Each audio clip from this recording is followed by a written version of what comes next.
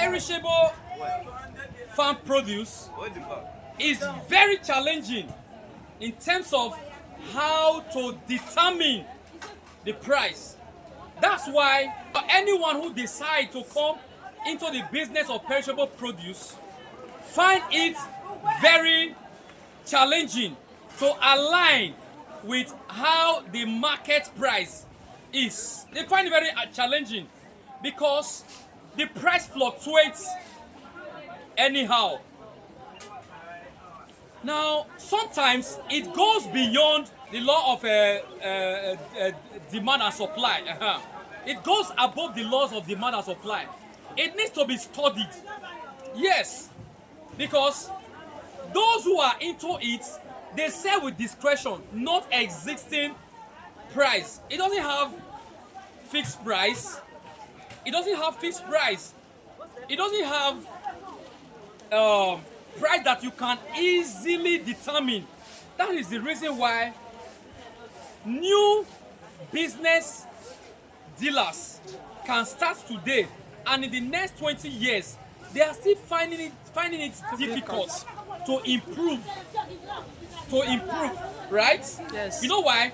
Because of what determines the market, what determines how the price is. They are finding it very difficult to. Why there are some who start today and within few years they have overtaken every other person, because some have that mind of determination. Now let me take you to, for example, when you come into the business of perishable produce, people will surround you that they want to buy. This one will say, how much are you selling? The other one will say, how much are you selling? You tell the person the price, 50,000. You know what the person will do? The person will just price for you. You not say 15,000, not say 20,000. You will say no. The person will now start saying, it will not continue pricing. The person will now start saying, I beg now, sell for me now. He will not start looking for words to convince you to sell at his or her price. Sell for me now. How much you say me I pay? That money where you talk is too much now. Now, so we take advantage and start doing those discussions. I will not price further anymore. They won't price further and they will not leave. They will stand by that market that they are pricing. They will stand by it and remain there for 2 hours, 3 hours, 4 hours. Are you counting time? Yes. 5 hours, 6 hours, 7 hours. They will remain there.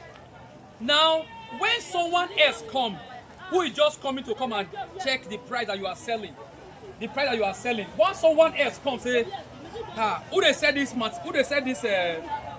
product now? Another person will take over. Do you know that the person? Hey, don't pick on my video. The person will just say, the person now will not tell the owner of the goods, say, "Now me they buy them." You know what that means? That person is trying to place that market on hold. You that is the owner of that market or the owner of the goods, you won't be able to sell. Are you getting it? You won't be able to sell. Who started negotiation will remain there standing, will not go and will not move further in its price.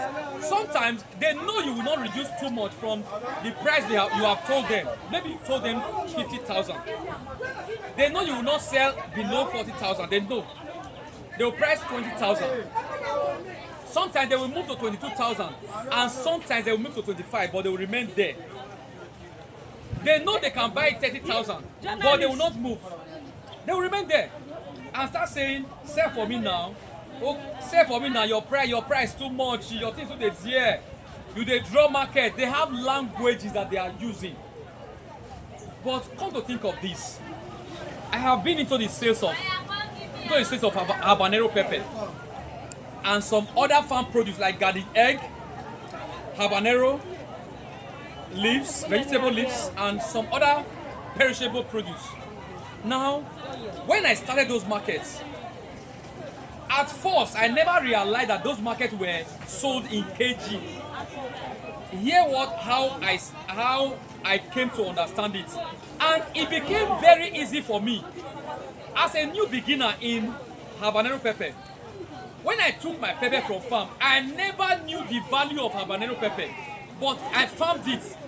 Those days when I used to do farm over 20 crops. That was how I came to started farming habanero pepper. So when I got to the market with my produce, with that habanero pepper, the first thing I did, I just told them I have some fresh pepper to sell. They said, really? Please bring sample for me. I gave them the sample. I never knew it's called habanero pepper. It has a value. I gave them sample. In my plate, they broke the pepper. And they now perceive it. They now shook their head. I didn't understand what that means. So after he shook her head, he now told me, how much do you say a kilo? I was shocked to hear that. How much do you say a kilo? I thought it's just going to price what I brought. That how much do you say this quantity? But the first thing I heard is that, how much do you say a kilo? I smiled in my mind, but I was happy. You know why? I did, because it's not going to be difficult for me to do. So I now asked them back, okay, how much do you buy a kilo? So they told me the price of a kilo. I was happy. You know why? I just felt I would not be cheated. Even if this first person is going to cheat me, because I've heard that a kilo, pepper is being sold in kilos, meaning if I move from this first person and go to somebody else and I ask them how much is a kilo, they will either tell me the truth in the market. So before I find out from one or two persons, I will know the general price for kilo. Then any kilogram I bring to the market is what determines how much I will take home. Wow! I became more interested. So at the end of the day, he bought that pepper in kilo. I was happy and I continued that business without difficulty. But the day I started this other perishable business, plantain business, it was a bit tedious for me. It was a bit tedious. There is someone I know in the market. There is someone I know in this market that assisted me. Not just one person. 1, 2, 3, 4, 5 people assisted me. But I also use my discretion to understand it. It takes time. It takes time. You can be there for the next 1 year. You won't still understand the business. If you leave the business for 1 month and you come back again, you won't understand it. That's why I said African market is difficult to do. Most especially perishable produce, because of how they have positioned that market. That's why I always talk against forefathers mentality. Forefathers mentality, has it done more good than harm? It has done more harm than good. No, good, ever. Forefathers mentality. Forefathers mentality. In this generation, then in those days it was doing more good, but now they have migrated that mentality into the current day business and farming. That's why most farmers are finding it difficult to make progress in farming, to make profits in farming, and most business men and women who are into perishable produce, they are finding it difficult to make progress because of the position of the markets. How had it been that plantain is being sold in kg? Just for example, you just come to the market for the first time and you are told that plantain is sold for 1 kg of plantain is sold for 5,000 naira, and you are a beginner, and if you buy it for 5,000 naira, you can sell that same kg for 6,500. That is, you make 1,500 naira profit, right? And you are a beginner. Good. As you get to the market, number one, the advantage of selling in kg, you will not waste any time fighting the none of the goods as to what price you will buy. Very sharp and very fast, you are done with pricing. You are done with buying. Now, what you just need to understand in such kind of market is how to read scale. How to read your scale. You understand scaling, calibration.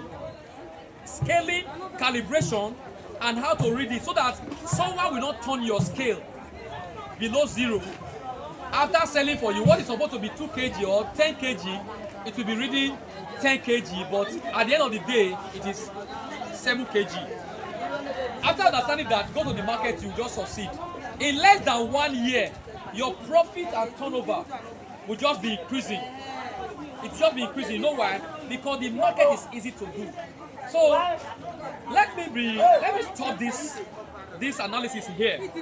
For those who have listened to my topic today, I will be taking this topic as episode 20 of our From Seed to Market Mentorship Classic Series 2025.